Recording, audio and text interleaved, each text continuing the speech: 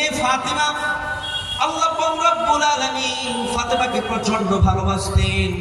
রাসূল সাল্লাল্লাহু আলাইহি ওয়াসাল্লাম ফাতিমাকে ভালোবাসে বলতেন, ফাতিমাতু বিসআতুম মিন্নি ফামান আযবাহা আযবানি। ফাতিমা হচ্ছে আমার কলিজার টুকরা, যে ব্যক্তি আমার ফাতিমারে গালি দিল সে যেন আমারে কষ্ট দিল। আল্লাহ রাসূলকে শুধুমাত্র নিজের মেয়েকে ভালোবাসতেন এমনটা কি? না না, পৃথিবীর সমস্ত কন্যাকে ভালোবেসে রাসূল সাল্লাল্লাহু আলাইহি ওয়াসাল্লাম বলেছেন, লা তাকরাহুল বানাত ফাইন্নী আবুল বানাত। ও শোনো, তোমরা খবরদার কোন কন্যা সন্তানদেরকে গালি করো না, কোন সন্তানকে তোমরা গালি দিও না, বঞ্চনা করো না, কেননা আমি মুহাম্মদ কন্যা সন্তানদের পিতা। জোরে বলুন সুবহানাল্লাহ। চিন্তা করো, কন্যা সন্তানের সম্মান কত, মর্যাদা কত, বুঝা যাচ্ছে কি? অবশ্যই বুঝা যাচ্ছে। দেখুন, যারা কন্যা পেল, কন্যা মানে বুঝা যাচ্ছে তো মেয়ে, বেটি, বেটি, যারা বেটি পেল আর ওই বেটিকে যত্ন করলো, ভালোবাসলো, আগিয়ে রাখলো, তার সেবা যত্ন করলো, তাকে শিক্ষা দীক্ষা করলো, তার ফজিলত কি একটা হাদিসের মধ্যে আছে। রাসূল সাল্লাল্লাহু আলাইহি ওয়াসাল্লাম বলছেন, শুনুন, আল্লাহ পাক রব্বুল আলামিনের নবী বলেন, মান আলা জারিয়াতাইন হাত্তা তাবলুগা ইয়াউমাল কিয়ামাতি।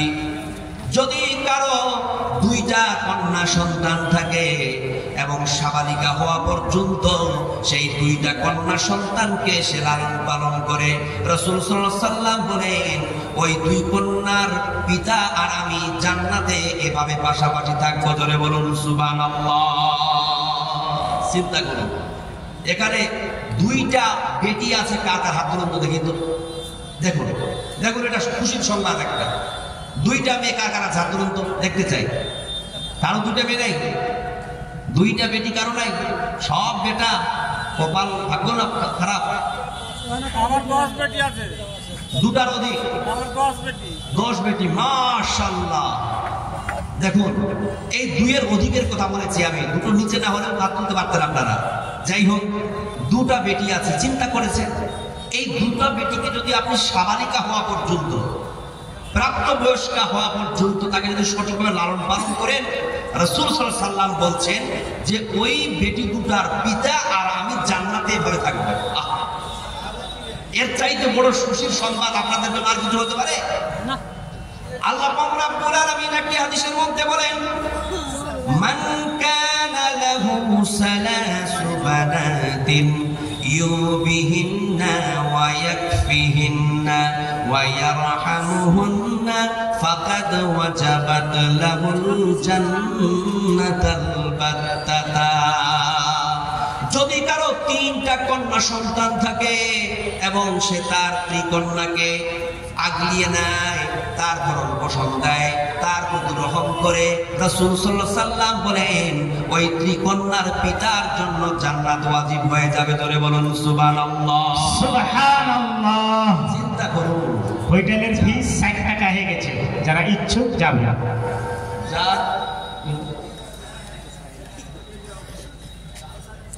যার তিনটা কন্যা সন্তান আছে তার জন্য জান্নাত ওয়াজিব। তো এখানে কারো তিন কন্যা সন্তানের নিচে নেই কারো। দেখুন, আমরা না জান্নাত যাতে নৌকতা না, জান্নাত যাওয়ার জন্য আমরা ছটফট করি না, উঠে পড়ে লাগি না। যদি লাগতাম তাহলে যার একটা কন্যা সন্তান আছে হঠাৎ করে প্রশ্ন করে বসতাম, কি ব্যাপার? বলবি সাহেব আপনি তো বলছেন যার তিনটা কন্যা আছে তার জন্য জান্নাত ওয়াজিব, তো আমার তো একটা, তো আমি কি জান্নাত পাবো? দেখুন, সাহাবীরা কত লুতুপুতা রাখতো জান্নাতের। একজন সাহাবী বসে আছেন, রাসূল সাল্লাল্লাহু আলাইহি ওয়াসাল্লাম এই হাদিসটা বললেন, সঙ্গে সঙ্গে ওই সাহাবী চিন্তা করে যে কি ব্যাপার, রাসূল সাল্লাল্লাহু আলাইহি ওয়াসাল্লাম তো তিনটা মেয়ের কথা বলছে, আমার তো একটা মেয়ে, আমার তো দুইটা মেয়ে, আমার মেয়ে আমার জন্য কি জান্নাত হবে? তখন একজন সাহাবী দাঁড়িয়ে বলছে, ইয়া রাসূলুল্লাহ, সিনতাইন ইয়া রাসূলুল্লাহ, যদি কারো দুইটা কন্যা সন্তান থাকে তার জন্য কি জান্নাত হবে? রাসূল সাল্লাল্লাহু আলাইহি ওয়াসাল্লাম বললেন, কালা নাম, যদি কারো দুইটা কন্যা সন্তান থাকে তার জন্য জান্নাত ওয়াজিব হয়ে যাবে। অন্যত্র আরেকটি হাদিসে বলা হয়েছে, যদি কারো একটাও কন্যা সন্তান থাকে তবুও তার জন্য জান্নাত ওয়াজিব হয়ে যাবে। জোরে বলুন সুবহানাল্লাহ। কি অফার গো জান্নাতে যাওয়ার জন্য। আল্লাহ পাক রব্বুল আলামিনের নবী একটি হাদিসের মধ্যে বলে, যখন পুরো ঘরে কন্যা সন্তানের জন্ম হয় তখন আল্লাহর পক্ষ থেকে একজন রহমতের ফারিস্তা চলে আসে। আসার পর আল্লাহর কাছে দোয়া করে বলে, আল্লাহ ইয়া ইলাহাল আলামিন, ইয়া রাব্বুল আলামিন, তুমি এই ঘরবাসীদের উপরে তোমার রহমত বর্ষণ করো। তারপরে ফারিস্তাটি ধীরে ধীরে কন্যা সন্তানের শিয়রে গিয়ে দাঁড় হয়, নূরের তৈরি পর দিয়ে মাথা বুলাই আর বলে, যে ব্যক্তি এই কন্যা সন্তানের হেফাজত করবে, যে ব্যক্তি এই কন্যা সন্তানের লালন পালন করবে, যে ব্যক্তি এই কন্যা সন্তানকে সুশিক্ষা দান করবে, আল্লাহ পাক রব্বুল আলামিনের নবী বলছেন যে ওই কন্যা সন্তানের জন্য জান্নাত ওয়াজিব হয়ে যাবে। জোরে বলুন সুবহানাল্লাহ। যদি আপনি আপনার কন্যার হেফাজত করেন, আল্লাহ আপনার হেফাজত করবে। যার ঘরেতে জন্ম নিল প্রথম শিশু কন্যা, তার ঘরেতে আল্লাহ ছড়ান রহমত অনন্যা। যার ঘরেতে জন্ম নিল প্রথম শিশু কন্যা, তার ঘরেতে আল্লাহ ছড়ান রহমত অনন্যা।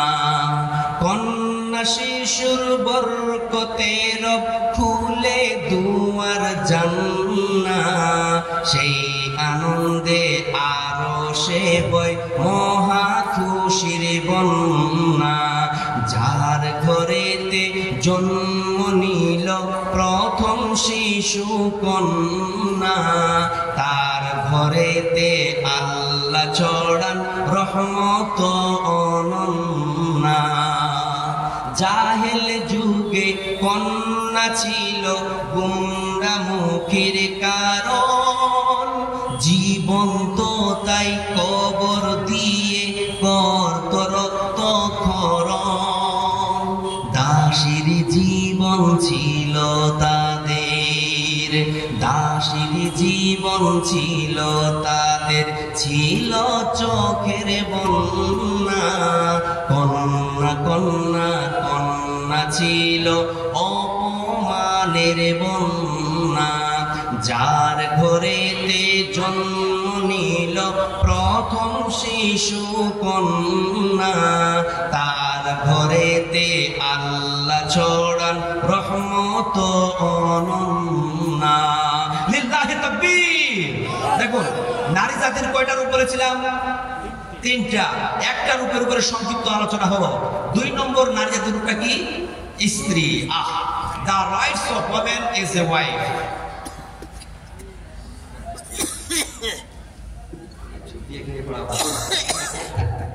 ठीक है, तो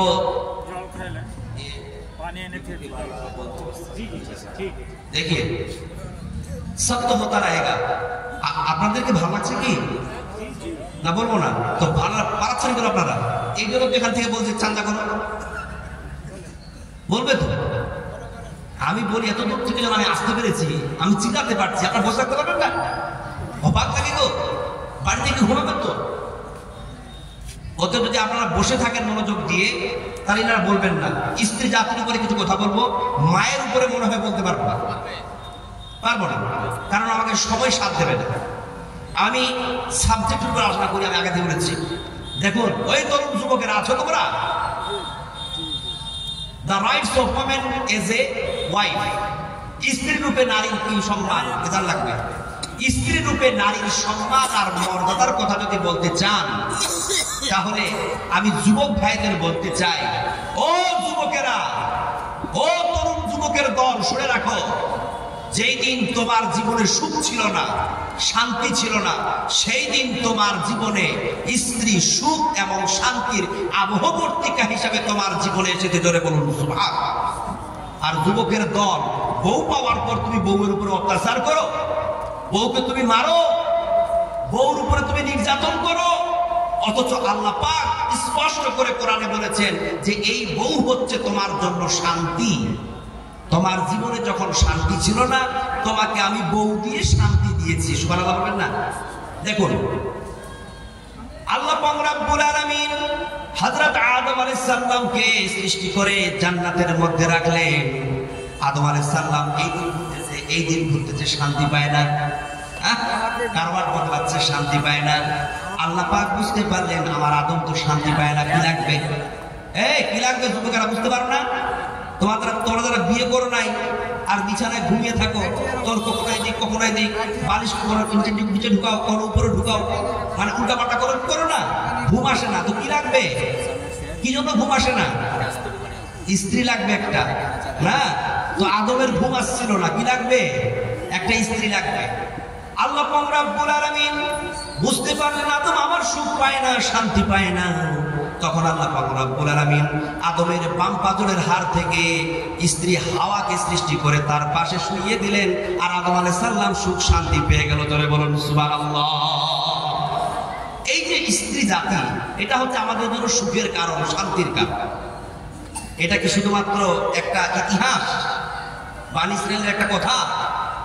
এখানে কোনো মজবুত দলিল আছে? দলিল আছে, শোনো কোরআন থেকে। আল্লাহ পাক রব্বুল আলামিন বলেন, ওয়া মিন আয়াতিহি আন খালাকা লাকুম মিন আনফুসিকুম আজওয়াজান লিতাসকুনু ইলাইহা। আমি তোমাদের মধ্য থেকে তোমাদের স্ত্রী জাতিকে সৃষ্টি করেছি যাতে করে তোমরা তার কাছে শান্তি পাও, তোমরা প্রশান্তি পাও। ধরে বলুন সুবহানাল্লাহ। ওয়া জাআলা বাইনাকুম মাওয়াদ্দাতাও ওয়া রাহমা, এবং আমি তোমাদের মধ্যে পারস্পরিক একে অপরের মধ্যে ভালোবাসা আর মহব্বতের সৃষ্টি করে দিয়েছি। ধরে বলুন সুবহানাল্লাহ। আল্লাহর কোরআনের আয়াত সাক্ষী যে আমি তোমাদের মধ্য থেকে তোমাদের স্ত্রী জাতিকে সৃষ্টি করেছি যাতে করে তোমরা তার কাছে কি পাও? বলুন, শান্তি পাও, প্রশান্তি পাও। কিন্তু ব্যাপারটা একটু উল্টা হয়ে গেল না? এখন বর্তমানকার যে যুবকেরা আছে, এই যুবকেরা যারা বিয়ে করেছে, বিয়ে করার পর এরা কিন্তু একটা সমীক্ষা করছে, কি ব্যাপার, বিয়ের আগে তো খুব ভালো ছিলাম, শান্তিতে ছিলাম, বিয়ে করার পর মনে হচ্ছে শান্তিতে ডুবে গেলাম, বউয়ের জ্বালায় আর শান্তি পাই না, থাকতে পাই না। কোরআন আয়াত তো ভুল হয়ে গেল। একটা যুবক আমাদের গ্রামেরই, তো আমার এই বক্তব্য শুনে ও বলেছে যে মৌলভী সাহেব আপনি তো খুব বক্তব্য দিয়ে বেড়াচ্ছেন যে স্ত্রীকে নাকি পুরুষের শান্তির জন্য সৃষ্টি করা হয়েছে বা তৈরি করা হয়েছে।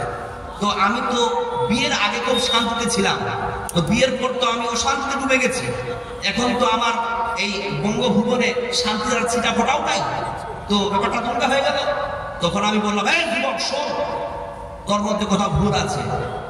হয়তো তুই ঠিকঠাক করে তোর স্ত্রীকে ট্রিট করতে পারছিস না, তুই তোমার স্ত্রীকে ভালো করে নিয়ন্ত্রণ করতে পারো না, পরিচালনা করতে পারো না, যার জন্য তোমার স্ত্রী তোমার জন্য কি হয়েছে? অসুখের কারণ হয়ে গেছে, অশান্তির কারণ হয়েছে।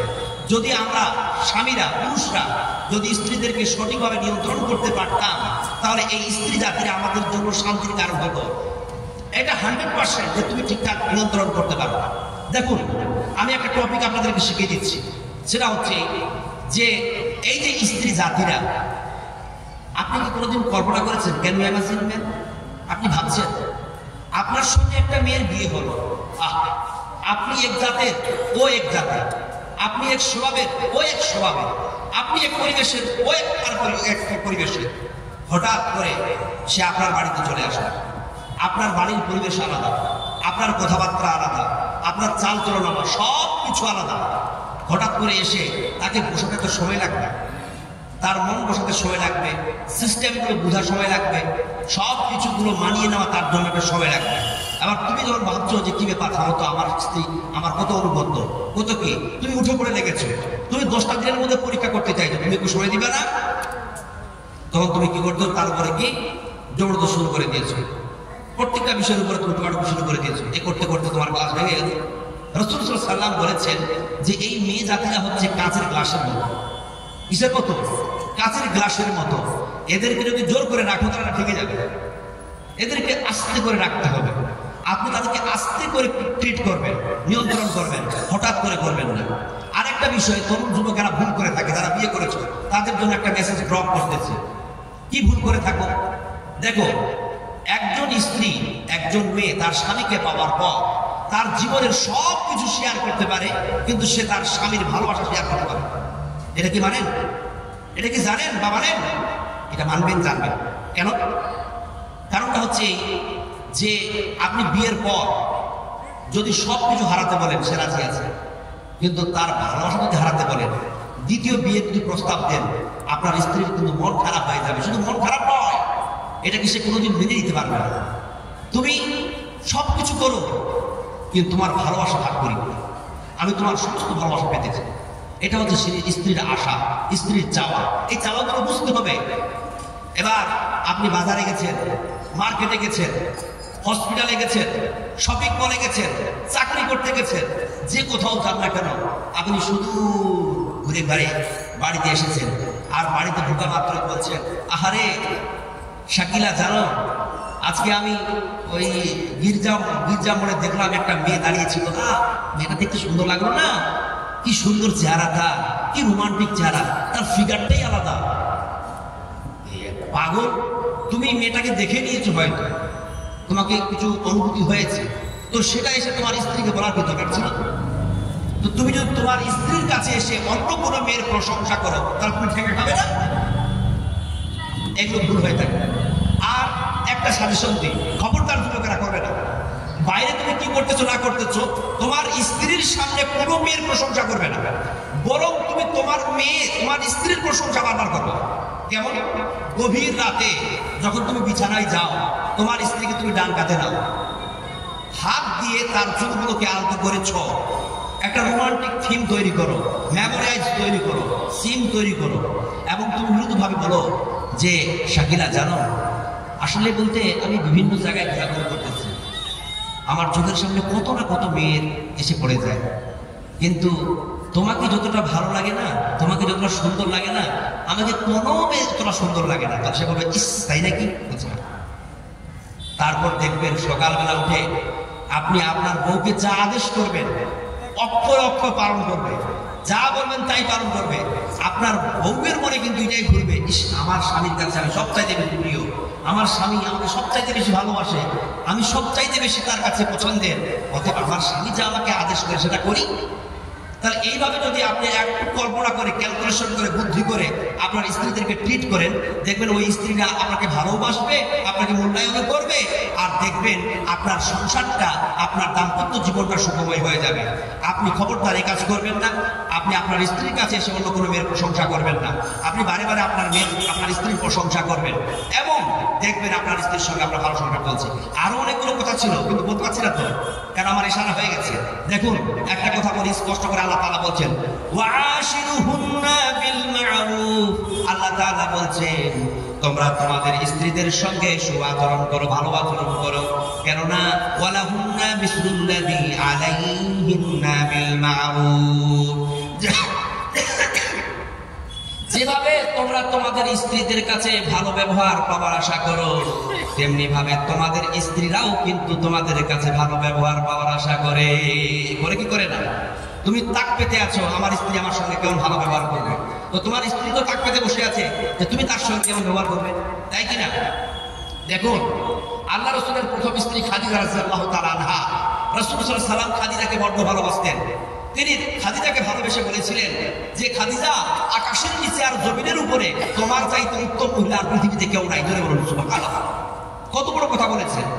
তো এটা বলার কি প্রয়োজন ছিল? তিনি তার আত্মার জয়ের জন্য বলেছেন, যাতে করে খাদিজা খুশি হয়ে যায়।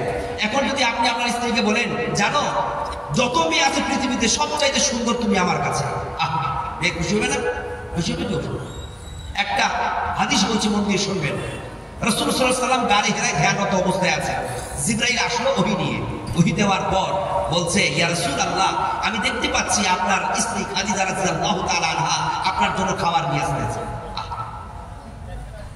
ইয়া রাসূলুল্লাহ, ইয়া হাবিবাল্লাহ, যখন আমি আপনার কাছ থেকে চলে যাব, আপনার স্ত্রী খাদিজা আপনার কাছে আসবে, তখন আপনি আপনার স্ত্রী খাদিজারে বলবেন যে আল্লাহ পাক রব্বুল আলামিন তাকে ডাইরেক্ট সালাম দিয়েছে। জোরে বলুন সুবহানাল্লাহ, কি সম্মান।